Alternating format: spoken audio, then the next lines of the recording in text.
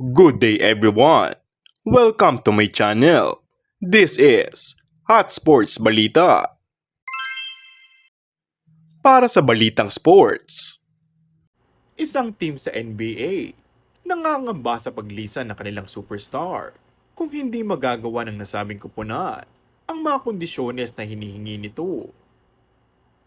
Puspusan na nga ang paghahanda ng mga NBA teams sa papalapit na pagbubukas ng panibagong NBA season. Kabilang na dyan ang drafting at trading ng bawat kupunan upang makompleto na ang kanilang rosters. Ngunit sa kabila nito, isang matinding pagsubok ang kinakaharap ngayon ng kupunan ng Golden State Warriors dahil sa isang manlalaro na pinangangambahan na mawala. Ayon sa ilang ulat na inilabas, ang tinutukoy na manlalaro ay walang iba kundi si four-time NBA champion na si Stephen Curry.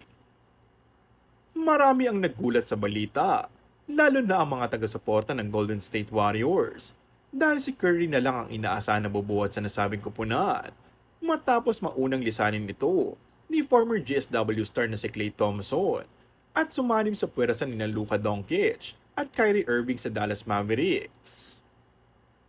Kamakailan nga ay naispatan ng ilang fans ang di umunay pagpapalit ng Instagram bio ni Curry, kung saan ay pinalitan nito ang kanyang bio from guard for the Warriors to Olympic gold medalist na mabilis kumalat sa ilang social media sites.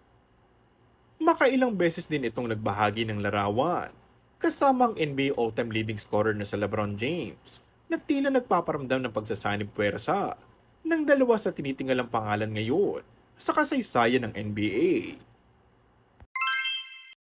Kung bago ka lang sa aking channel ay mag-subscribe at pindutin na rin ang notification bell. Maraming salamat!